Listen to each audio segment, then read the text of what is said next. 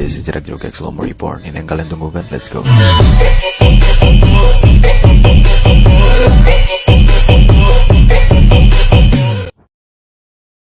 Assalamualaikum warahmatullahi wabarakatuh. Perkenalkan, nama saya Amir Mahmudi, NIM L1A119085. Di sini saya adalah salah satu mahasiswa Universitas Jambi, Fakultas Pertanian, Prodi Kehutanan. Di sini saya akan menjelaskan tentang tebang pilih tanam Indonesia untuk memenuhi nilai dari mata kuliah silvikultur hutan tanaman. Sebelumnya, tebang pilih tanam Indonesia ini awalnya yaitu jadi tebang pilih Indonesia, merupakan sistem silvikultur yang diterapkan pada tahun 1972, tapi menerapkan teknik tebang pilih. Pemudaan serta pemeliharaan sistem silvikultur ini diterapkan hukumnya di kawasan produksi dengan memperhatikan batas diameter tebang pilih. Reboisasi dan pembinaan hanya berlangsung selama 17 tahun sampai tahun 1989. Namun sekarang TPI menjadi Tebang Pilih Tanam Indonesia, yaitu sering disebut dengan TPTI, adalah sistem silvikultur yang ditunjukkan untuk hutan hujan tropis Indonesia yang sebagian besar didominasi oleh famili Dipterocarpaceae. Sistem ini mencakup 3 hal, yaitu perencanaan, teknik, dan kegiatan pembinaan. Sebelum penebangan, sistem TPI adalah yaitu pembaruan dari sistem sebelumnya, TPI. Sistem ini dibuat berdasarkan pertimbangan kelemah-kelemahan dari TPI dan sistem berlaku sejak tahun 1989 di hutan alam produksi sampai saat ini.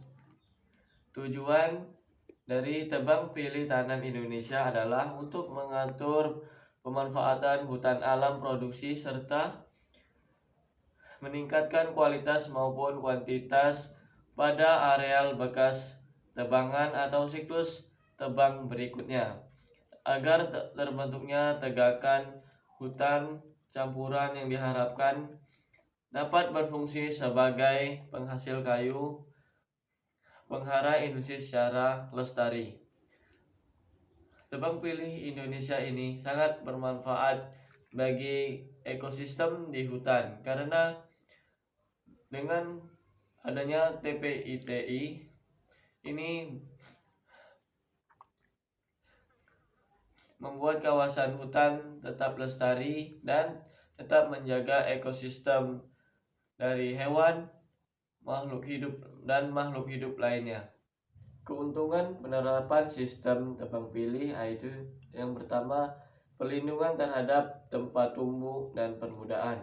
Yang kedua, tempat penutupan tajuk vertikal. Yang ketiga yaitu perlindungan terhadap hama dan penyakit. Yang keempat, perlindungan terhadap bahaya kebakaran. 5. Serta estetika lebih bagus.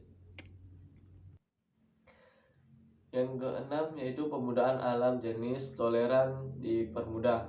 Yang ketujuh, dapat disesuaikan dengan harga pasaran jenis kayu tertentu.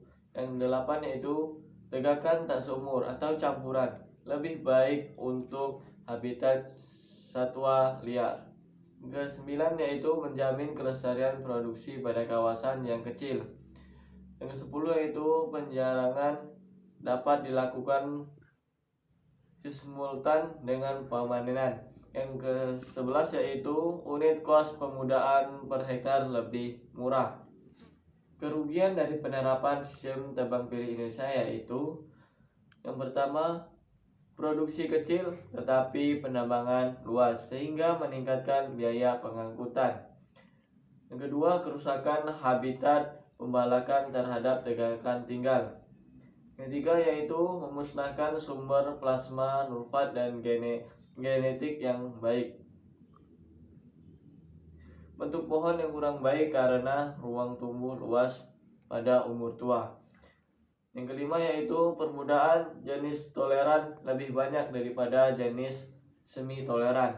Yang keenam yaitu memerlukan kecakapan profesional yang tinggi dan pelaksanaan atau rimbauan. Namun itu prinsip-prinsip dari tebang pilih tanam Indonesia yaitu yang pertama, sistem silvikultur untuk tegakkan tidak seumur. Karena di dalam hutan silvikultur, hutan alam ini banyak bervariasi tanaman tegakan yang tidak seumur atau campuran. Jika menggunakan tanam pilih Indonesia, kita memilih tanaman yang memiliki ukuran diameter dengan sistem TPIT. Adapun prinsip-prinsip dari tebang tanam pilih Indonesia ini yaitu yang pertama sistem silvikultur untuk tegakan tidak seumur. Karena di dalam sistem ini dilakukan di hutan alam. Di hutan alam begitu banyak tanaman yang tidak seumur atau tegakan yang tidak seumur. Tebang pilih tanam Indonesia ini dia menggunakan ukuran tanaman untuk bisa dipanen agar tanaman yang muda dapat berkembang lagi menjadi bibit yang lebih baik. Prinsip yang kedua yaitu teknik pemanenan yang dengan tebang pilih. Yang ketiga yaitu meningkatkan riap sebagai aset. Maksudnya yaitu tanaman yang mudah dibiarkan untuk menjadi benih atau menjadi tegakan-tegakan menjaga ekosistem di hutan agar tetap lestari dan sebagai tempat tinggal satwa-satwa liar. Prinsip yang keempat yaitu mempertahankan keanekaragaman hayati. Inilah fungsi dari tebang pilih tanam Indonesia agar kegiatan pemanenan hutan di alam selalu lestari untuk menjaga apa yang ada di alam agar tetap tersedia untuk kehidupan masa depan. Jika hutan rusak, maka sumber daya alam akan rusak dan akan mengakibatkan bencana. Inilah tujuan utama dari tanaman tebang pilih tanam Indonesia. Karena itu banyak perusahaan untuk menerapkan tebang pilih tanam Indonesia. Adapun tahap-tahap kegiatan tebang pilih tanam Indonesia yaitu penataan areal kerja. Yang kedua, inventasi tegakan sebelum penebangan. Yang ketiga yaitu pembukaan wilayah hutan. Yang keempat, pemanenan. Yang kelima, penanaman dan pemeliharaan tahap tanaman. Kelima yaitu penanaman dan pemeliharaan yang ada atau yang sudah ditanam di lahan yang sudah kita tentukan. Yang keenam yaitu pembebasan pohon binaan. Yang ketujuh, perlindungan dan pengamanan hutan dari hama, penyakit, serangan satwa liar maupun dari